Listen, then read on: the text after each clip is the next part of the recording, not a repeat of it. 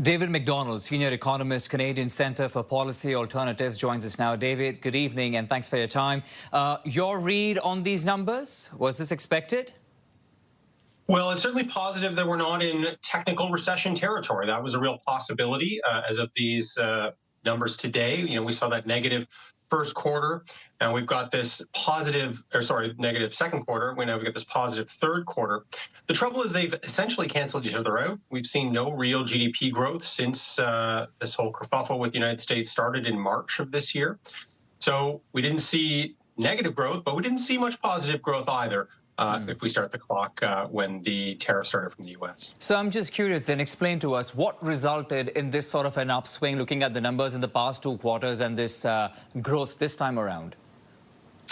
Yeah, well, certainly this time around was a lot fewer imports. So we're importing a lot less. Exports stayed about where they were the last quarter, buoyed by oil exports in particular.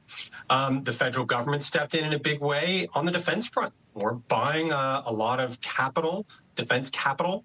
And so as a result of that, we're driving up GDP due to these government expenditures. This was offset by weaker household expenditures on things like cars, for instance, or new builds, although it was offset to some degree by renovations. And so really this was a story about decreased imports and government spending on defense projects. So what do you think, David, what will it really take for the Canadian economy to go full throttle and see those numbers really come back in a positive way for a sustainable amount of time? Yeah, we've certainly seen important hits in the manufacturing sector, in primary metals, for instance, things like aluminum, steel. These are products that are facing tariffs in the United States, as well as the auto industry. We're seeing job losses in those areas. It doesn't seem like the tariff situation is going to change anytime soon there, although the worst case scenario of a complete cancellation of free trade with the United States has not come to pass. That being said, it does look like tariffs will continue to extend to other industries in the future. We're already seeing that in softwood lumber, and we'll see that show up in the statistics coming up. The question is, how much can governments substitute for those declines in exports to the United States, and how much can we change our exports patterns so that we're exporting someplace else, not the United States?